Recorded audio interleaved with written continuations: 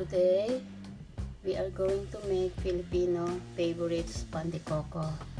Here are all the ingredients. Grated coconut,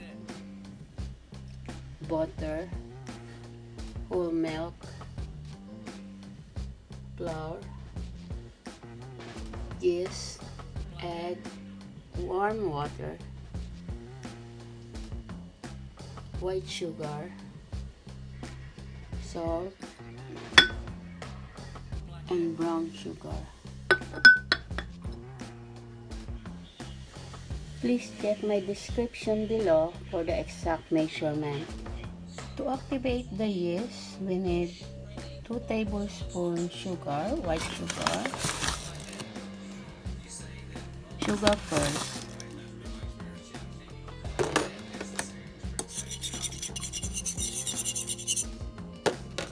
And then 2 tablespoons yeast.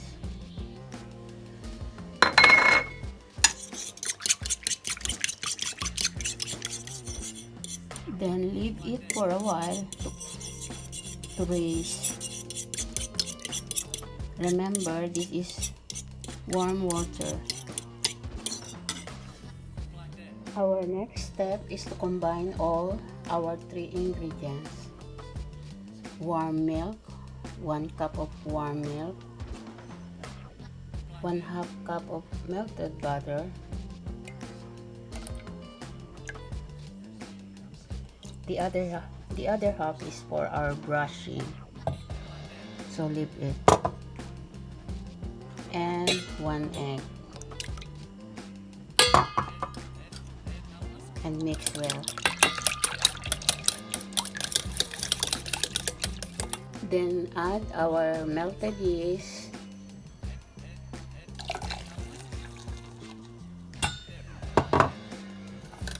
and mix again.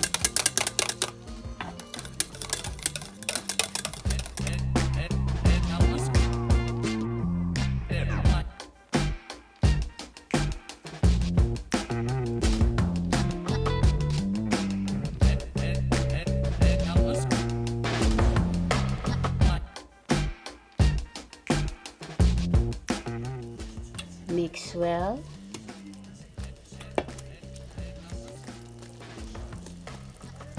Then add the rest of the flour.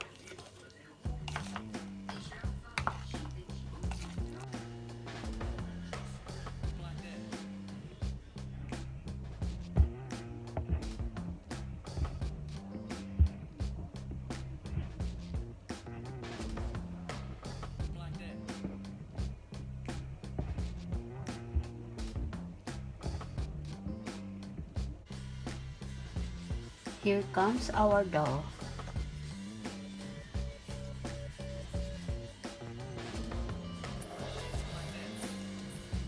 Here comes our dough. Just add more butter, brush, covered with cling film.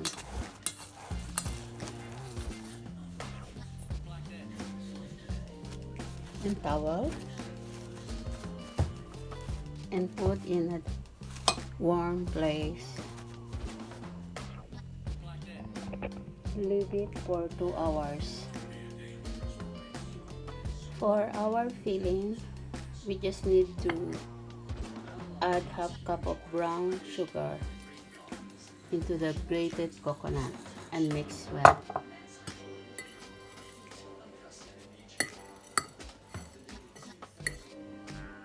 Wow! Here is our dough after 2 hours.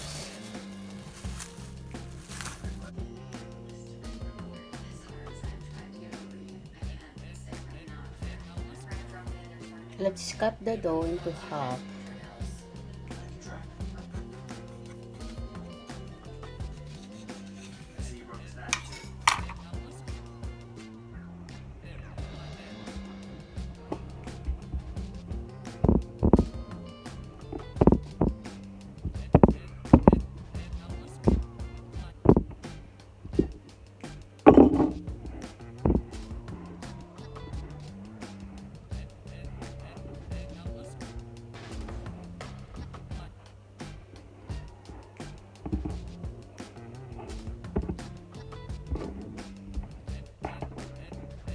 Then let's cut it.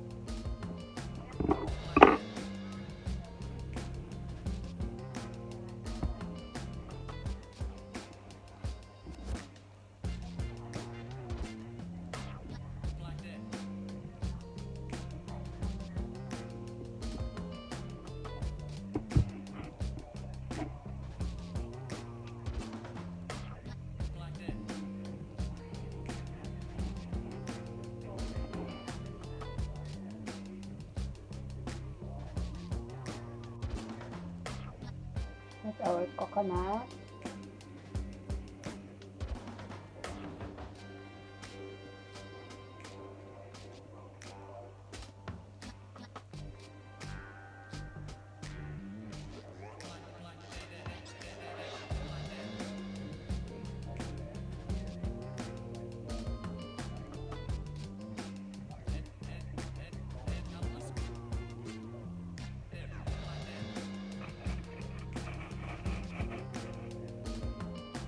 Preheat your oven into 180 degrees. Now it's ready.